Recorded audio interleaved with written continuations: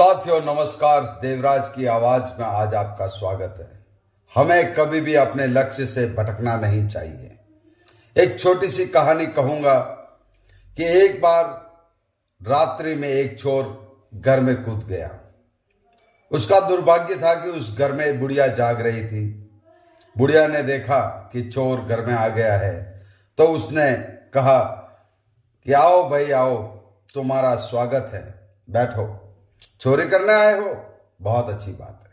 वैसे भी मैं अपनी बहू से बहुत ही दुखी हूं, बहुत झगड़ा करती है मुझसे। आओ बैठो, मैं तुम्हें बताता हूं कि मेरी बहू सारा सामान, सोना, पैसे कहाँ रखती है।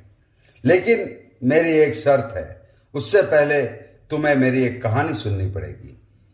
चोर ने सोचा ये तो बहुत ही सस्ता सौदा हो गया, तो उस चोर ने कहा कि हाँ अम्मा सुनाओ कहानी।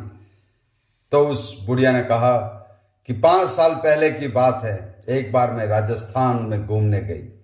वहां के रेगिस्तान में घूम रही थी, तभी अचानक रास्ता भटक गई और मैं उलझ गई कांटों की झाड़ियों में।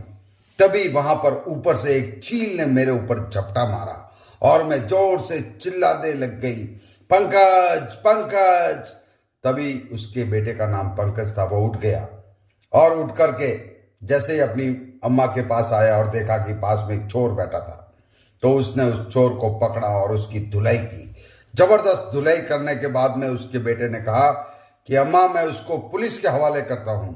तो उसकी अम्मा ने कहा कि रुक जा बेटा, इसको पुलिस के हवाले मत कर, छोड़ दे। तो उस चोर ने कहा कि नहीं, मुझे मेरी सजा मिलनी चाहिए, मुझे पुलिस के हवाले करो।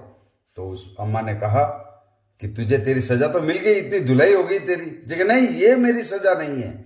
मेरी सजा ये है कि मैं अपने लक्ष्य से भटक गया।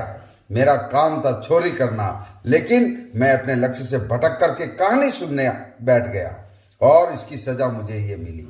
इसलिए मुझे मेरी सजा मिलनी ही चाहिए। और इस तरह से चोर ने भी अपने मन में ये ठान लिया कि आज के बाद कभी भी जब भी मैं चोरी करने निकलूंगा तो मेरा एक ही लक्ष्य होगा, चोरी करना। कोई भी चाहे मुझे भटकाए, इधर उधर की बातें करे, लेकिन मैं अपने लक्ष्य से कभी भी डावाडोल नहीं होऊंगा। तो साथियों, ये तो एक छोटा सा चोर था। हम अपने जीवन में बहुत सारे महत्वपूर्ण कार्य करते हैं, लेकिन इस दुनिया, इस मोह माया की बहुत सारी उलझने हमें भटकाने का कार्य करती है। हमारे लक्ष्य से हमें ओझल, लक्ष्य से हमें भटकाने का कार्य करती है, लेकिन हमें भटकना नहीं है। यदि हम भटक गए तो उसी प्रकार से हमारा भी हश्र होगा जिस प्रकार इस चोर का हुआ। इसी तरह की मजेदार कहानियां सुनने के लिए बने रहे हमारे YouTube चैनल DM कहणराव के साथ। धन्यवाद।